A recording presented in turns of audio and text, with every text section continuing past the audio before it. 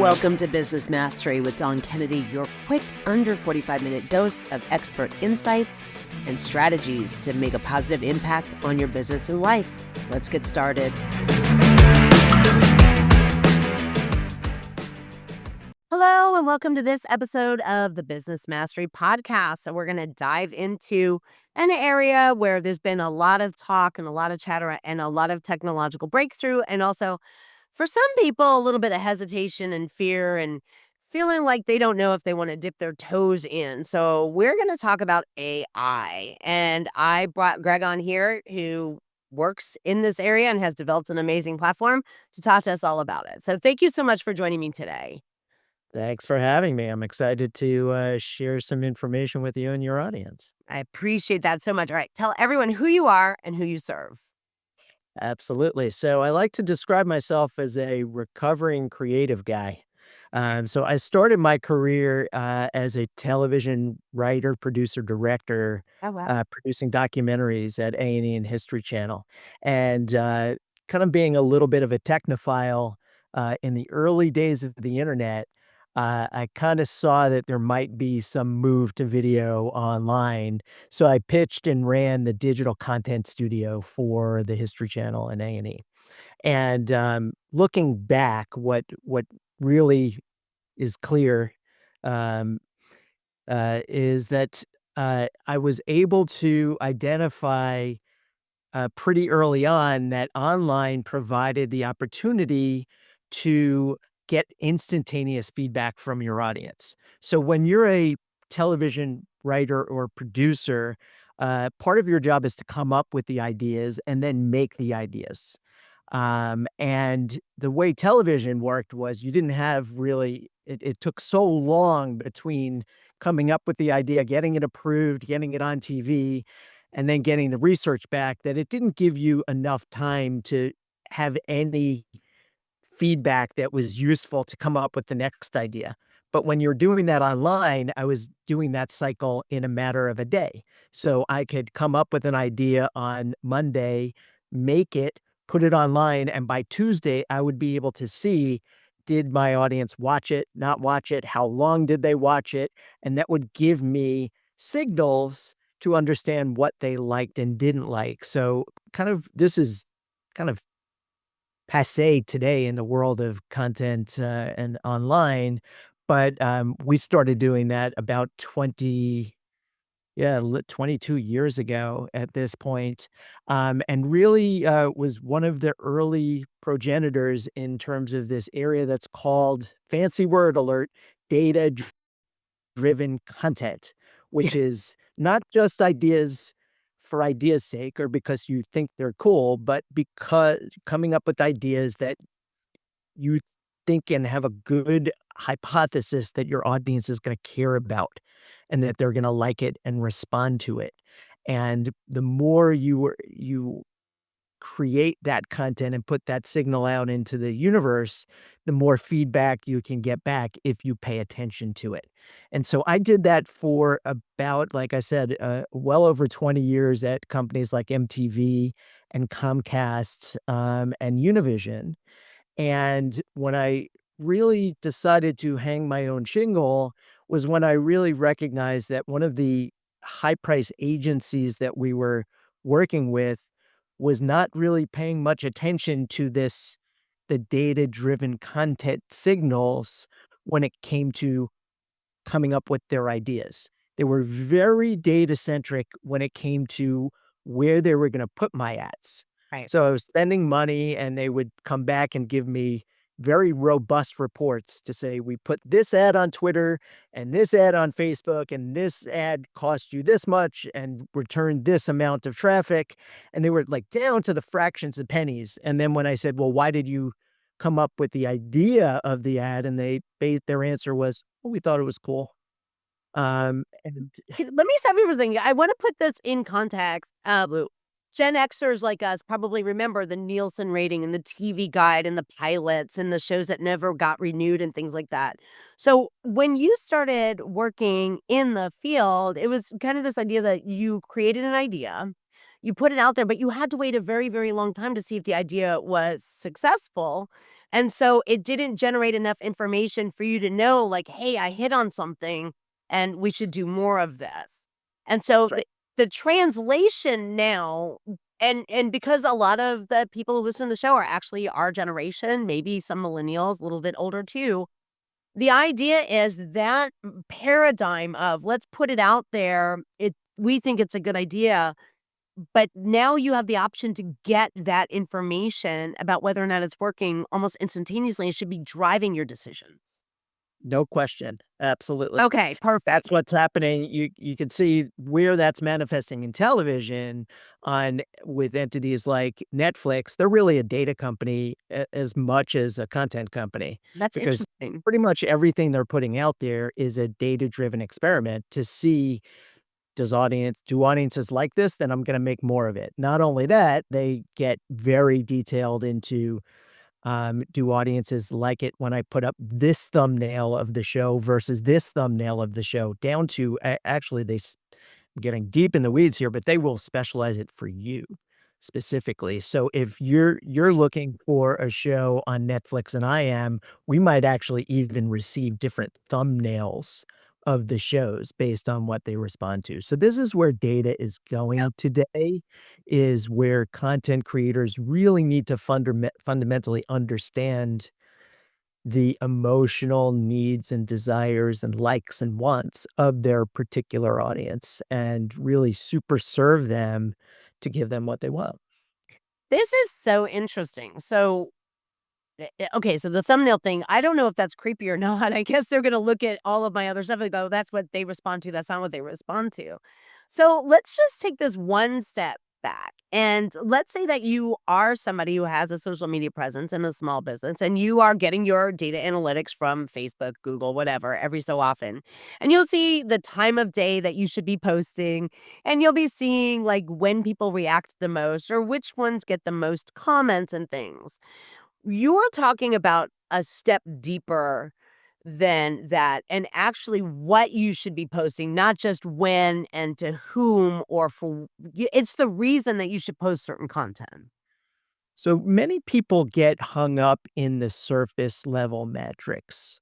The likes, the comments, did I use a hashtag or not use a hashtag, the time of day. You see people are often our customers, they're very concerned about, hey, what's the best day to post or what's the best Right. time of day to post? And while I would say those functional elements are have a role, they're important. What I would posit, and I would posit for your audience to consider is the more important role is what are you putting out to the world? What are you saying about yourself? This is the one thing I think I want to demystify for all of Yeah. the small business owners out there is that um, there really is no real magic bullet to social media. And don't let any social media manager or high price agency kind of pull a bunch of jargon talk and mumbo jumbo and pull the wool over your eyes. Um, think about what you as a small business owner know instinctively when you're talking to a customer face to face. When you're talking to a customer instinctively as a human, most of us are pretty good at looking that person in the eye and understanding when their eye lights up a little bit. When you say something that actually strikes a chord with that person or doesn't strike a chord. And what are you going to do if you're a decent business person or salesperson is you're going to understand, well, that's what's important to this customer. So I'm going to maybe focus a little bit more on them. Or I'm going to figure out they might be a relatively low sophistication customer, like just beginning their buying journey, or they may be very highly sophisticated. They may have done a ton of research and understand. You're going to talk to those two different people in two different ways.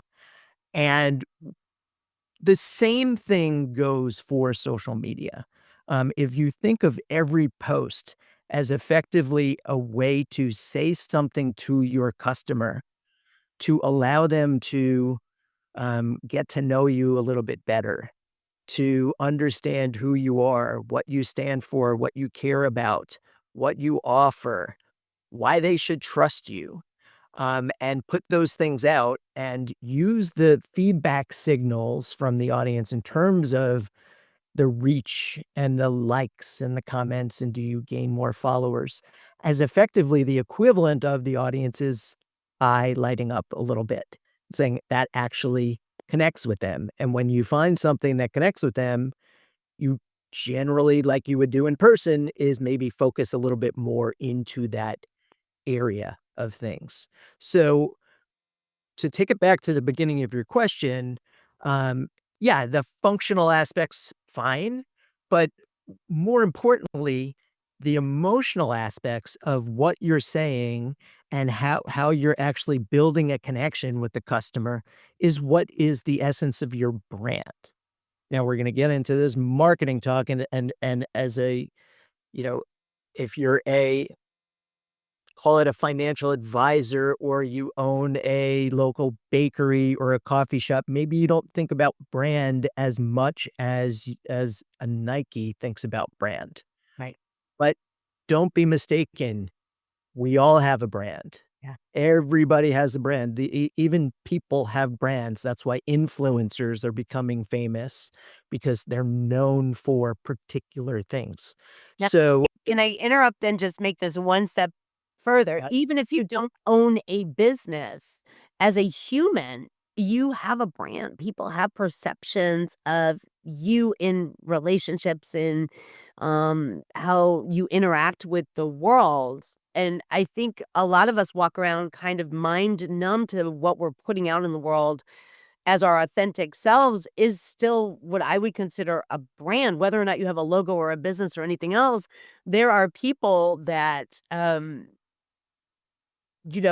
come out they're perceived a certain way in the world, not even the marketplace, right? So if we start from the place of your business has a brand, but you also, as you're saying, have a brand, and maybe we don't think of it as much as Nike, maybe we also haven't sat down and thought about ourselves and what we're putting out there before we even start making content.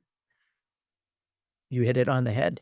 Everybody has a brand. You dress a certain way, you speak a certain way, you use a certain level of vocabulary. Every one of those things is saying something about yourself. Now, if you're now, one of the things that I always tell customers is, the best thing to be yourself, is to be authentic. It's not to actually put on an air. It's not like all of a sudden, like if I came on here wearing a wig and had hair and wearing sunglasses and I was like a rocker dude, like I could put across that perception of myself, but it wouldn't ring true to the audience. It wouldn't be authentic. And what really is, one of the buzzwords of online content and marketing today is authenticity. And I think that is being driven by this influencer culture and social media. And there's just, yeah. If I could take it back to the millennial piece a little bit and just, Yeah. wax poetic for people. It used to be that, um, when we were kids, there were, like, 4 channels on TV. Mm, And so there were gatekeepers, it was NBC, CBS, ABC, yeah. and they would pick and choose what you got to see. And effectively, once YouTube and social media came along, every single person became a broadcaster and had an ability to reach an audience. And all of a sudden, there weren't just, you know, 10 guys in suits at 30 Rock making decisions about what the world would see, but there were thousands, hundreds of thousands, potentially millions of people who were broadcasters themselves. And all of a sudden, the audience started to say, "Wait a minute, I kinda like some of this stuff. Yeah. I don't like everything, but this one person, like, I really love her. She's really real. I love how she presents herself and has this 'I don't care' attitude," and it gave people more choices, and when people had more choices, they actually started gravitating to authenticity and reality. And, as a business owner, you have to be aware when you're putting out content that you're now you're basically in the business when it comes to social media of competing for attention. And Yeah. you're not just competing for attention against television or Netflix or commercials, but you're competing for attention against millions of people who are putting content out into the world. And so don't let that scare you. The great thing is, if you are yourself, like I know my mom always used to say, there's a glove for every hand, or right, a cover for every pot. And that was with respect to dating and relationships. But the same thing is really true for social media. Like, no matter what you're into, like what you love to focus on, where your passion is, if you put that out there authentically and keyword consistently, an audience will find you eventually. The ones who are meant to find you, the ones who actually gravitate to the things that light you up, that also light them up. And that is, in fancy marketing terms, what you would call brand fit. Um, so, you And know, I love this because even pre-pandemic, I don't think we saw as many people with messy houses, messy buns, messy things trying to get through the day. That type of content of "How we all doing? Are we doing okay?" really gave, rise to several amazing, just accounts that I could think of off the top of my head where people were just, "Okay, let's be real. I'm not going to, put my suit on to go to work today. Here's a look at my living room. We're all on the struggle bus." And, I remember thinking when I first saw that content, again, being a Gen Xer from New York, it was like, "Oh my gosh, there's a stain on her sweatshirt. Oh my gosh, there's" it wasn't so much the judginess of the appearance, it was the idea of, "I can't believe you have the courage to put yourself out there like that." And I want to, drive home kind of this point that authenticity also sometimes takes courage, and I think the swing of, where marketing has been going, and correct me if I'm wrong, is when you're finding those people who are your people and the brand fit, um, they are going to also appreciate that you have the courage to just kinda be out there and be yourself, and a lot of the times when you find a brand fit, they're very loyal. no doubt. I'm gonna go back to again make another Gen X reference here. Uh, San Francisco. Did you ever watch The Real World San Francisco? I did not. This is where this actually clicked for me. So are you familiar with the show The Real World? I Where am. you had like 7 kids who lived in a house. And in San Francisco, you had like 6 normal people and this one guy named Puck. And Puck was this like horrible human being. He would walk around and dip his finger in the peanut butter in his housemate's peanut butter and eat it and dip again, and he would do, like, all these awful things. Turns out that one of the other characters on the show was actually a friend of mine from high school, Oh, wow. and I and I watched as this guy, Puck, became this huge, huge star, and my friend kind of was one of the quieter guys on the show and didn't get as much attention, and that was one of the first times where I realized, "Hey, it's not that people really just value, um, niceness, it's they value people who are willing to let everything out there and show their absolute true colors." And I think that was one of the earliest days of reality television, where now on reality shows, you're seeing even more and more and more extreme versions of Right. that. But this is what is all out there in the culture, so this is what is effectuating everybody's perception. So it is important to kinda keep that in mind that when you're putting yourself out as well, it's really, really honoring the things that are true to your core and presenting them with, unabashed passion, and just let it hang out there. It's not gonna be for everybody. If what's the saying? If you stand for everything, you stand for nothing. Right. There's a market for everything. I don't know if you saw, Snoop on the Stoop. It was the foil to Elf on the Shelf. There was a Snoop Dogg, and I had made a comment to somebody that, I think I saw they sold 750,000 units or something, and, I was like, "Okay." I mean, it was funny, it was cute, it was niche, it was kitschy, but there is a market for just about everything. And you're really giving everyone permission to be very creative and to be very courageous, moving or because we're going to obviously get into the other part of this topic, which is the data driven marketing. But I think giving people permission to say just be yourself is easier for maybe younger people than it is for some of us who are mid-career or have had businesses for a long time, and the way that we see ourselves or put ourselves out in the community, maybe they wouldn't show a picture of the laundry piling up, but you're saying it's okay to do so. Absolutely. Yeah.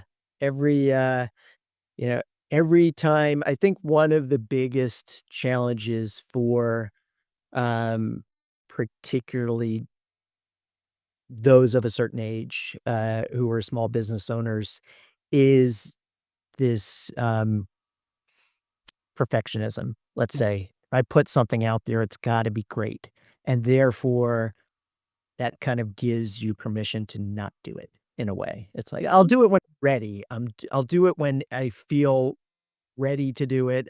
I'll do it when I have the perfect background or when I have the perfect logo, and every one of those things unfortunately turns into another week of not doing it, another week of not doing it, and the unfortunate reality is that if you're not doing it, somebody else is, and there's another person out there who's happy to kind of take your market share, um, by not being afraid to put themselves out there, even if it's not perfect, right?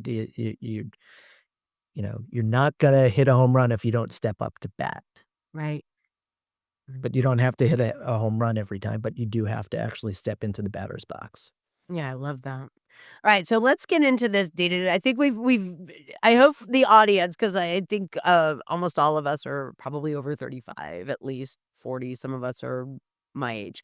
Um, this has been a very important, I think, conversation in shifting the perspective of we can now have access to things that we didn't have access to as we were growing up, even if we were in, like you said, broadcasting, television, those kinds of things. This wasn't available. And if we stay at the surface level, we are going to miss opportunities. So let's get into now the idea of using that data, with the permission that you can be yourself and take a picture of your laundry room if you want to. I actually posted one the other day talking about systems in your business, and I had laundry piled up, and I was like, "We have a system for doing laundry. We should put a system in our business." Anyway, go ahead.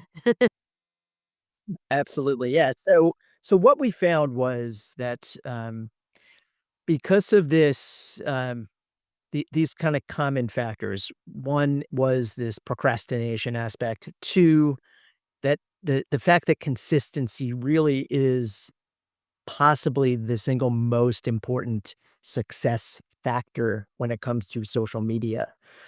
Um, and that is why we built a solution to help you create consistent content and get it out to the world without really thinking. And I do wanna just take a minute to really hammer home this point about consistency and, like, Yeah. the 3 different constituencies that consistency is important for. So, number 1, it's important for the platforms. The platforms, you may or may not know this, but if you have, let's say, 1,000 followers and you put up a post, Instagram is not going to show that post to all 1,000 followers. They're only gonna show it to a small subsection of those followers, and they use a bunch of different data signals of their own to decide, do I show it to 50 of your followers, 100, 200?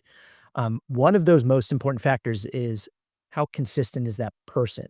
Now, why, who's posting? Now, why is that? They basically take the perspective of if I'm going to, um, push your push they kind of see it as our people, or if I'm gonna push our people to see your stuff, I wanna know that you're gonna actually come through for them again and again. So that's one of those. They're the One second. So let's say that you have this thing where it's like we post Tuesday at 10 o'clock because that's when all of our people are online. They're not actually just gonna your post doesn't just end up in their queue to be shown at 10 o'clock. Okay, so that's mind blowing. They actually decide what segment of your audience. So the data that you have about when your people are online does not guarantee. Let's say that they say most of it's your people are there Wednesday at 4 o'clock. You're saying that they decide what Instagram's percentage of gonna those say, people Wednesday at 4 o'clock actually "I'm get. only gonna show this to 3% of your audience right now. I'm gonna show this to 10%." And they have a bunch of different Hey, factors that go into this, I know I didn't know that, so I'm sure there are people listening right now who are like, "What?" and you may have heard the buzzy word that's called the algorithm. That's what that means, right? There's a bunch of different things that they take into consideration to say, "Do I show this or do I not show this?" So this is mind blowing because have always been under the assumption that yes, there's an algorithm, whatever, to go out to my non followers, right? So the algorithm chooses who to show that may not be your people. But if your people are online in that moment, you're saying that they wouldn't just like drop it in the queue and be on the check. And if they stay on long enough, they'll automatically see it. You're saying that's not it. That's not it at all. That's not it, no. Sleep. And Okay. unfortunately, Anybody else getting their mind blown right now? Because I am okay, I'm flabbergasted. Go ahead. I I mm, I have a misassumption then because I thought as long as I posted it and put it that it went in the queue, and if you stayed on there long enough, you would see it because you follow me or I follow you, so I would see yours. That's not true. not true. Not People necessarily true. And what's behind that is, money, right? Because when they started to figure out that they how to monetize these things, they said, yeah. if everybody could reach their audience all the time, why would they ever have to pay me?" So, that's why you Mhm. really need to, at a certain point, start introducing potentially a paid strategy as well if you really want to expand because This is that like groups went down about a year and a half, 2 years ago, where it used to be if you posted in a group, everybody in the group would get notifications, and now there are things that go into groups and people don't see them for weeks. I've experienced that myself. I had no idea that that was an intentional decision. So, yeah, so to take it back to pull ourselves out of this rabbit hole because there's tons of rabbit Yeah, we holes don't wanna go any further down this rabbit hole because I'm gonna have to get a glass of wine maybe later over this. Okay. so the consistency is one of those Yeah. factors that's very much in your control, is you should aspire to be posting probably on a daily basis, if at all possible. The second constituency that it's important for is the audience themselves, right? So if they come and they find you and you scratch an itch for them, and then they wanna come back again, they chances are that itch hasn't disappeared. They're looking for you to scratch that itch, but if you're not there to scratch that itch, they're gonna find somebody else. So you to serve your audience, if you care about your customers and your audience, you're gonna continually be putting things out there to give them. And the third constituency is your future self, and this is the idea that we talked about before, which is the more you put out, the more you can learn what works and you can lean into that more in the future. So that's why consistency is serving kind of three masters, and it's really one of the most important things that you can consider doing. Right. So if you take this idea of consistency and mash it together with um, this idea of procrastination, what's kind of that gap the gap is either, "Hey, I'm kind of afraid of what I'm gonna put out," or, "I just don't know what to say," right? Sure. In creative world, we call it the blank page problem. Mm. When you sit down to write something as a writer and you're just staring at that blank page, it's terrifying. You don't know what to do. And what we realized was that if we could basically make content for people, and then just give them the ability to approve or reject, almost like you're on Tinder and you're like swiping left, swiping right. Well, we don't have the swipe, but we have a every piece of content that the AI makes has a approve or reject button, and it has a third button, which is edit. And so, really what we're doing here with this AI created content is we're doing a lot of that math behind the scenes in terms of what your audience is likely to respond to. And that's either based on things that you've done in the past, if you have done things in the past, or others in your category have done in the past.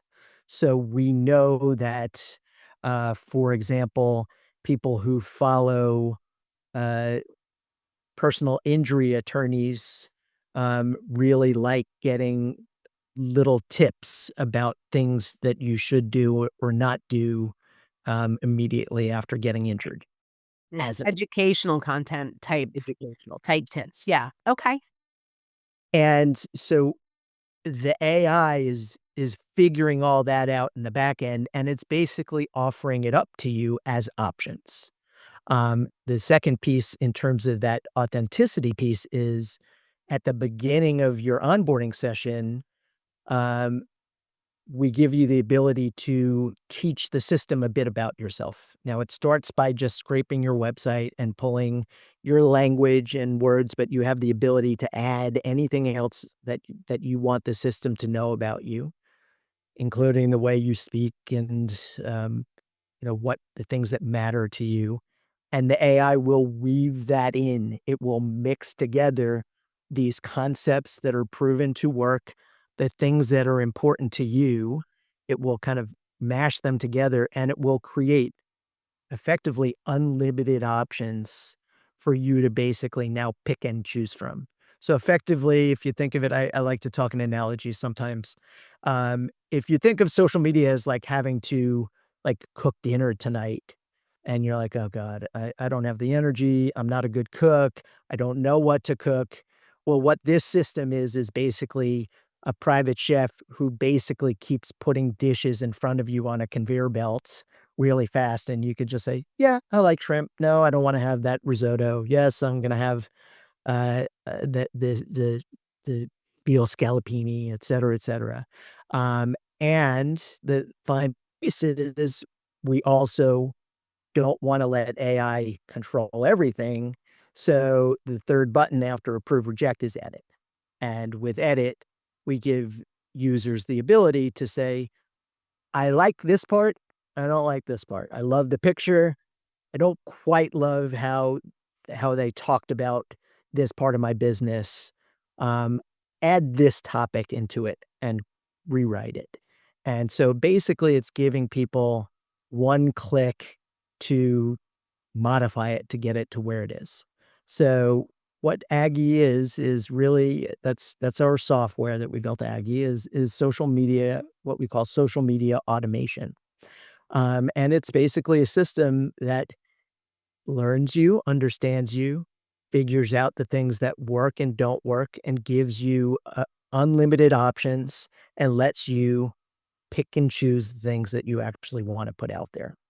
Um, I'm gonna say this is important because I know that there has been a lot of uh chatter workshops, things about using AI to help you develop content in that it can help you repurpose a blog or make a script or do something like that where you are initially creating maybe that underlying piece. And I would say that a lot of people aren't necessarily resistant to that in any way.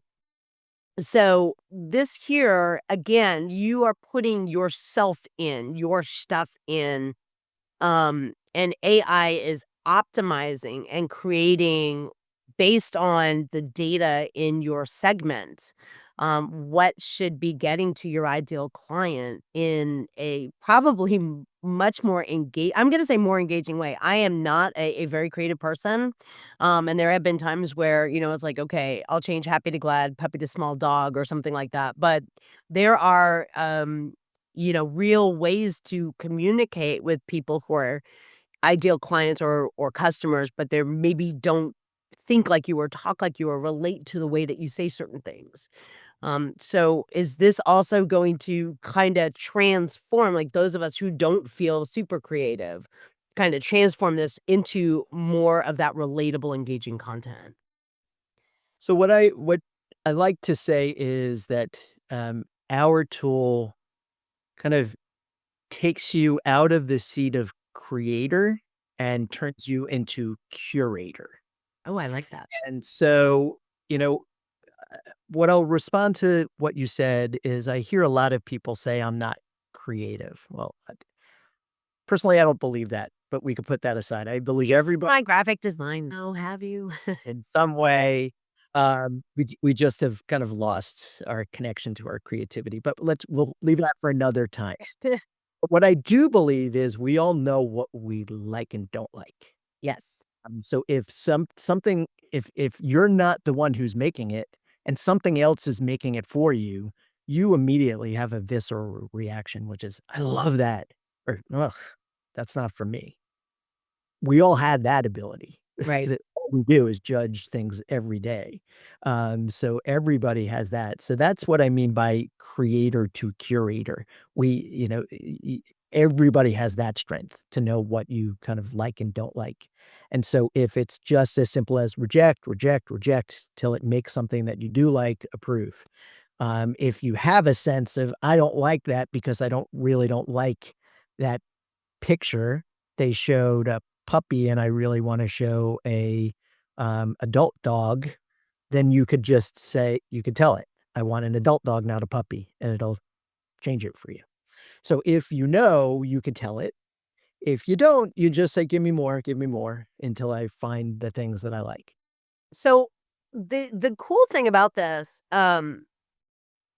is again, you're not sitting down with that blank piece of paper. So, um, does it also generate the topics and ideas and not just the individual pieces of content, right? So does it go back and say, based on what we see, your audience reacts to this, or based on what we're seeing in the marketplace, people are being more drawn to that, and then suggesting content ideas on top of just taking, kind of your voice and making clips of things that maybe you're known for or not known for. Yeah, that's correct. That's all happening, behind the scenes. So that's what Wow.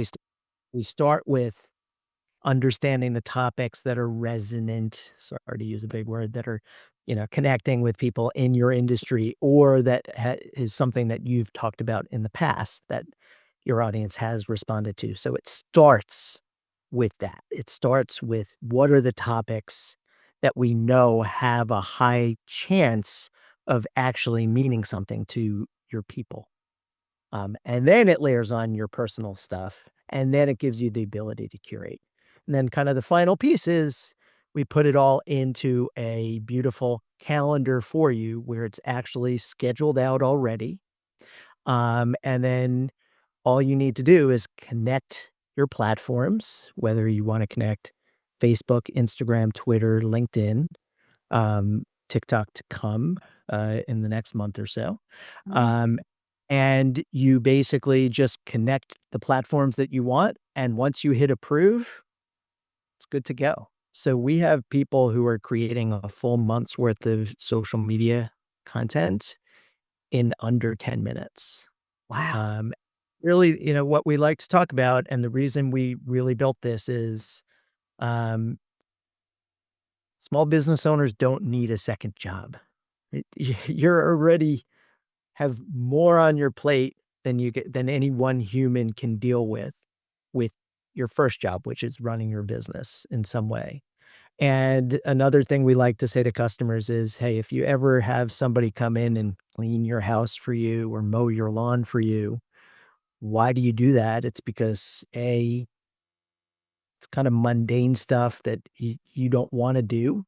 Um, B, it's better to just have somebody who that's all they do, just take care of it for you. Well, why would you pay somebody to clean your house or mow your lawn, but then sit down and try to figure out how to be a social media manager as your full-time second job?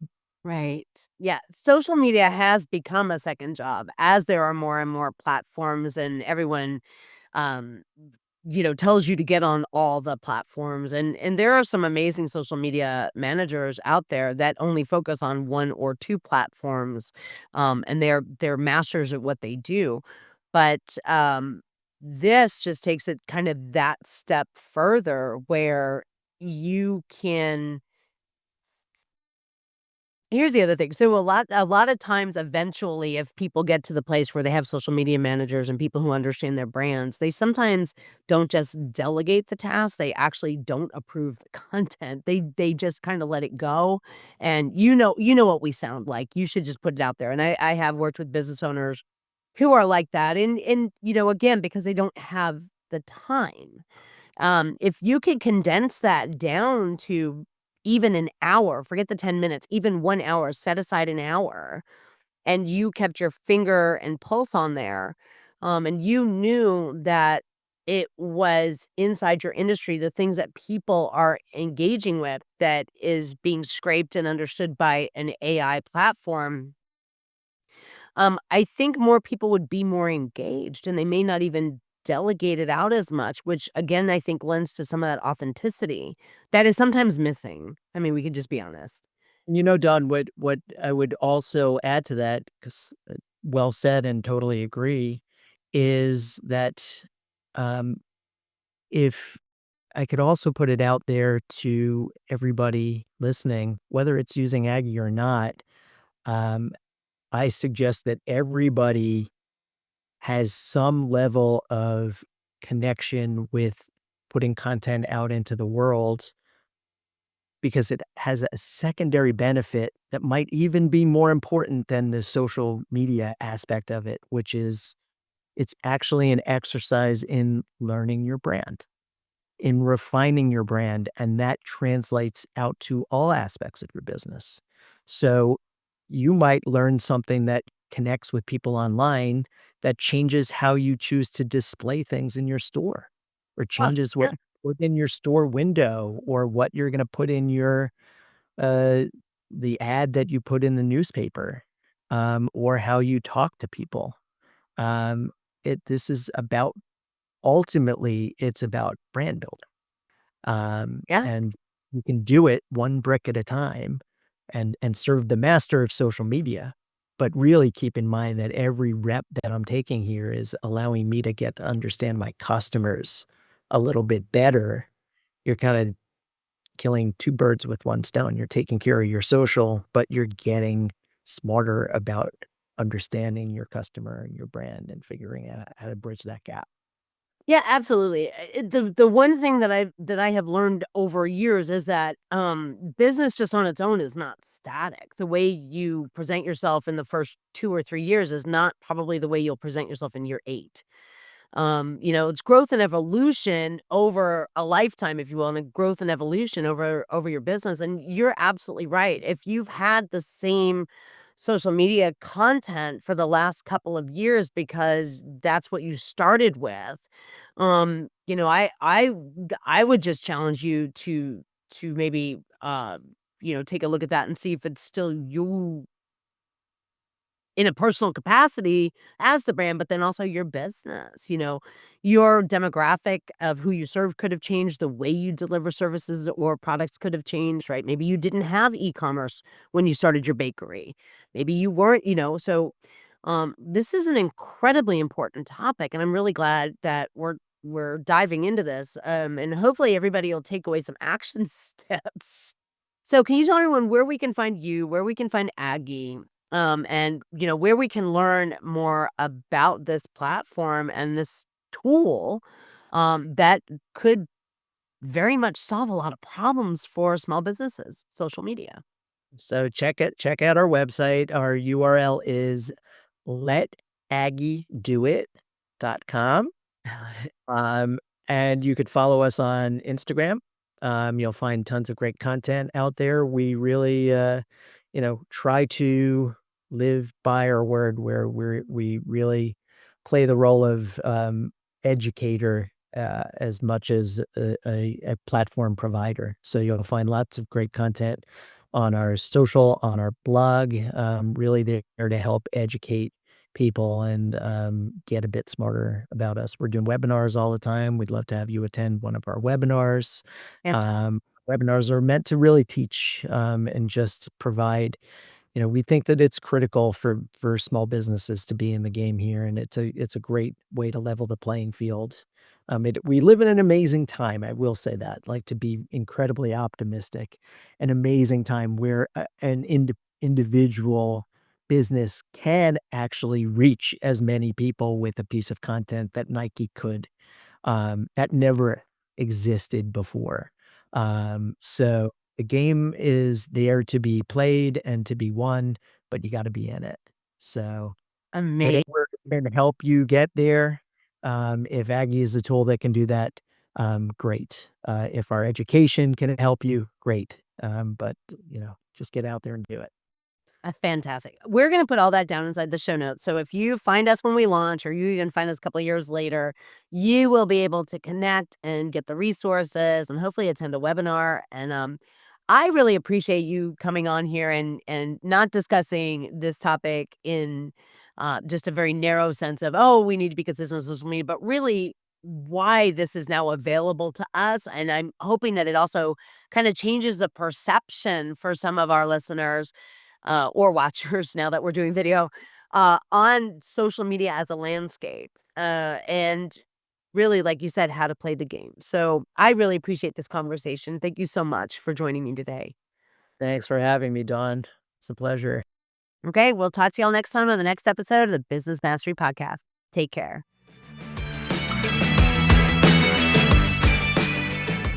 Thank you so much for listening to this episode of the Business Mastery Podcast. If you want to learn more about me, you can go to DawnKKennedy.com, and you can now check us out on YouTube as well as, of course, any of your favorite platforms that host podcasts. Take care.